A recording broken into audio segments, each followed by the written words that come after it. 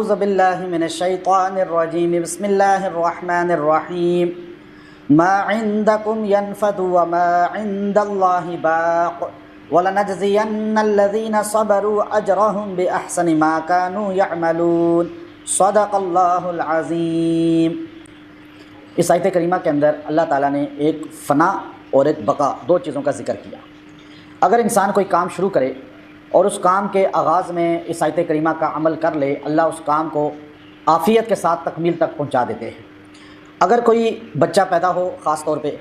اور پیدائش کے وقت بھی اس کا عمل ہے، اگر وہ پڑھ لیا جائے تو اللہ اس کو ایک تو صحت عافیت والی زندگی دیتے ہیں، اور اسے اس کے لیے ہمیشہ دائمی صدقہ جاریہ بنا دیتے ہیں، یعنی اس کے اعمال صلحاء والے ہوں گے جو ہمیشہ قائم رہیں گے۔ کوئی گھر انسان شروع کرتا ہے تو اس گھر میں اگر اس کو پڑھ لے، کاروبار شروع کرتے ہوئے پڑھ لے، اللہ تعالیٰ اس کو دائمی بنا دیں گے، یعنی اس کے لیے صدقہ جاریہ۔ یہ مر بھی جائے گا، لیکن ایک تو فنا ہے، مر جانا ہے، چیز نے ختم ہو جانا ہے، لیکن اعمال کبھی ختم نہیں ہوتے، عمل ہمیشہ قائم دائم رہتا ہے۔ اب ایک آدمی نماز پڑھتا ہے، اب نماز میں جو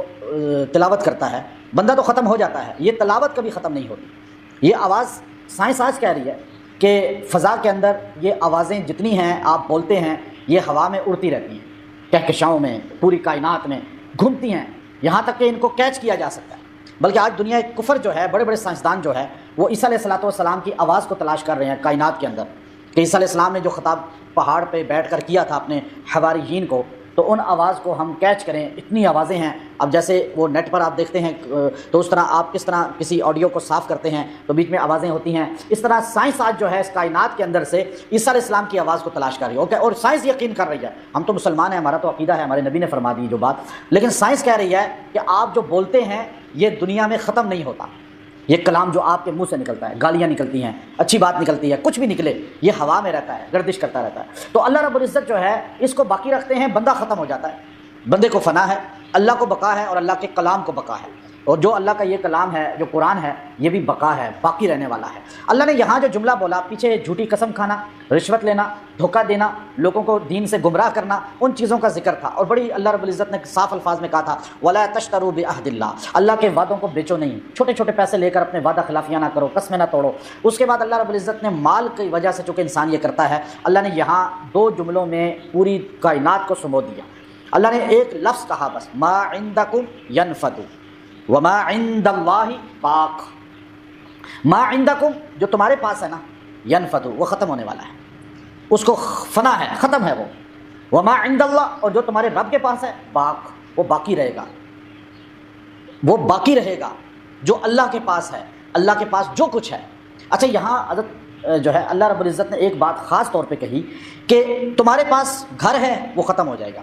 تمہارے پاس گاڑیاں ہیں وہ ختم ہو جائیں گی، تمہارے پاس بینک بیلنس ہے وہ ختم ہو جائے گا، تمہارے پاس جو ہے زمینیں ہیں، جائیداد ہے وہ ختم ہو جائے گی، تمہارے پاس سونا چاندی ہے وہ ختم ہو جائے گی، تمہارے پاس حکومت ہے وہ بھی ختم ہو جائے گی، تمہارے پاس اختیارات ہیں، ما عندکم ینفد وہ بھی ختم ہو جائے گی، تمہارے پاس صحت ہے وہ بھی ختم ہو جائے گی، تمہارے پاس جوانی ہے وہ بھی ختم ہو جائے گی، تمہارے پاس جو ہے طاقت ہے وہ بھی ختم ہو جائے گی، تم اپنے آپ کو بڑا دلیر اور بڑا فن خان سمجھتے ہو، بدماش سمجھتے ہو، یہ بھی ختم ہو جائے گا، تمہارے دائیں بائیں لوگ گھومتے ہیں اور تمہیں آ واہ کرتے ہیں، یہ بھی ختم ہو جائے گا، یہاں تک کہ تمہارے پاس زندگی ہے یہ بھی ختم ہو جائے گی۔ ما عندکم ینفد جو تمہارے پاس ہے وہ ختم ہو جائے گا۔ اور ہوا یا نہیں ہوا؟ آپ اپنے ذرا پیچھے نظر دوڑائیں، ان لوگوں کو دیکھیں جو بڑے تکبر کے ساتھ اس زمین پر چلتے تھے، جن کے ساتھ 50 100 1000 بندے چلتے تھے، آج ان کا نام لینے والا کوئی نہیں۔ آج وہ قبروں کے اندر یوں بڑے بڑے سیاستدان، بڑے بڑے تورما آج قبروں میں مٹی کے اندر لیٹے ہوئے ہیں، ان کی قبر پہ جانے والا کوئی نہیں۔ کیوں؟ کہ وہ سمجھتا ہی اپنے آپ کو بس تھے، جو ہمارے پاس ہے بس وہی ہے۔ اور یہ بہت بڑا دھوکہ ہر بندے کو ہوتا ہے کہ جب اس کے پاس کچھ ہوتا ہے کہ میرے پاس جو کچھ ہے بس میں بہت بڑی چیز ہوں۔ ابھی الیکشن آ رہا ہے، آپ دیکھیں گے سارے کہیں گے ہم بڑی بلائیں ہیں۔ اس سے پہلے 5 سال پہلے الیکشن میں کچھ لوگ ایسے تھے جو اسی طرح بلائیں بنتی تھی اور آج قبروں میں اترے ہوئے ہیں، آج ان کو پوچھنے والا ہی کوئی نہیں۔ اگلے 5 سال بعد ان میں سے بھی آدھے نہیں ہوں گے، اس سے اگلے 5 سال بعد وہ بھی نہیں ہوں گے۔ پتہ یہ چلا ما عندکم ینفد جو ہمارے پاس ہے اس نے ختم ہو جانا ہے، وما عند اللہ وما عند اللہ اور جو تمہارے رب کے پاس ہے باق وہی باقی رہے گا جو رب کے پاس ہے۔ دیکھیں رب کے پاس جو چیزیں ہیں وہ عزت باقی رہنے والی، شہرت باقی رہنے والی، شان باقی رہنے والی، جنت ہمیشہ رہنے والی، زندگی ہمیشہ رہنے والی، صحت ہمیشہ رہنے والی، جوانی ہمیشہ رہنے والی، اور عزت ہمیشہ رہنے والی، اور سب سے بڑی بات یہ ہے جو اللہ کے ساتھ جڑ جاتا ہے وہ آج دنیا میں مر کے بھی ہمیشہ کے لیے عزت والا ہے۔ آپ ولیوں کی کیوں عزت کرتے ہیں؟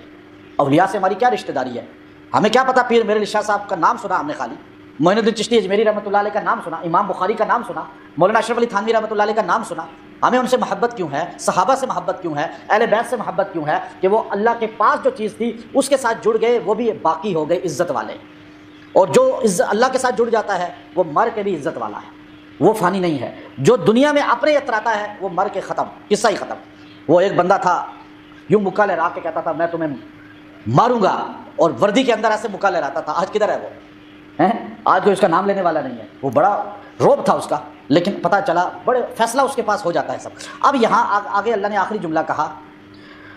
وَلَنَجْزِيَنَّ الَّذِينَ صَبَرُوا، بس ہم بدلہ دیں گے، جزا دیں گے ان لوگوں کو جو صبر کرنے والے ہیں۔ کیونکہ یہاں پریشانیاں آتی ہیں، غربت آتی ہے، تنگ دستی آتی ہے، بعض کا آزمائش آتی ہے، بعض کا جو ہے آپ پہ مصیبتیں آتی ہیں، آپ کو لوگ گالیاں دیتے ہیں، آپ کو برا کہتے ہیں۔ یہ سارے معاملات میں وہ آزمائشیں جو ہیں جن پر تم صبر کرو گے، اجرہم بِأَحْسَنِ، تمہیں اجر ملے گا پورا کا پورا ان کے جو ہے صبر کرنے پر، مَا كَانُوا يَعْمَلُونَ، جو تم کرتے ہو۔ اللہ تمہیں بدلہ دے گا، صبر پر تو اتنا بدلہ ہے کہ انما یوفی الصابرون اجرہم بغیر حساب، صبر کرنے والے کو اتنا اللہ دیتا ہے کہ اس کا کوئی گنتی نہیں ہے، شمار نہیں ہے، بغیر حساب۔ نمازی کے لیے نہیں کہا، روزہ دار کے لیے نہیں کہا، حاجی کے لیے نہیں کہا، کسی کے لیے، شہید کے لیے بھی نہیں کہا، صبر کرنے والے کے لیے کہا اجرہم بغیر حساب،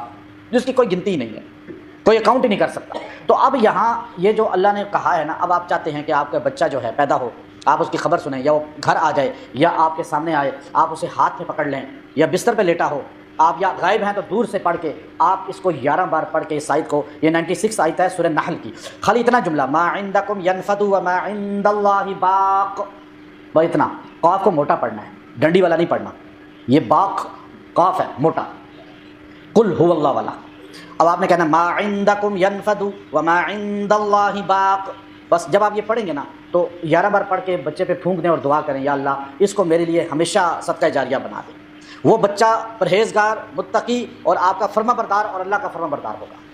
تو آپ کاروبار شروع کرتے ہیں 11 بار پڑھ کے، جب آپ افتتاح کرتے ہیں یا ویسے ہی کاروبار والی جگہ جاتے ہیں آپ پڑھ کے دعا کر لیں۔ آپ اسی طرح جو ہے کوئی گھر بناتے ہیں اس میں داخل ہو کر 11 بار پڑھ لیں، اگر گھر نہیں بھی بنایا ویسے ہی گھر میں داخل ہوتے ہیں، کاروبار والی جگہ داخل ہوتے ہیں تو آپ 11 بار پڑھ کے دعا کر لیں، روز پڑھ لیں، ایک بار پڑھ لیں، اللہ اس کو بھی آپ کے لیے صدقہ جاریہ، دیکھیں پھر خود خیر کے کام اللہ لے گا، رزق بھی وسیع دے گا، صدقہ خیرات کی توفیق بھی دے گا، اور آپ کا وہ مال ہمیشہ آپ کے لیے صدقہ جاریہ بن جائے گا۔ اسی طرح جو ہے آپ کسی بھی کام کے شروع میں جب یہ پڑھیں گے اللہ رب العزت جو ہے آپ کو یہ نعمت عطا کرے گا کہ وہ آپ کے لیے دائمی ہو جائے گا، یعنی اس کو برکتیں برکتیں برکتیں، اس رشتہ کوئی ہے اس کو جڑے تو فوراً پڑھیں، اللہ اس کو دائمی کر دیں گے، یعنی وہ آپ کا ہمیشہ چلے گا، جنت تک پہنچائے گا آپ کو انشاءاللہ، اور جنت میں بھی ہمیشگی ہے۔ پھر انسان دیکھیں اللہ ہمیشہ سے ہے، ہمیشہ رہے گا، اور بندہ ہمیشہ سے نہیں ہے لیکن ہمیشہ۔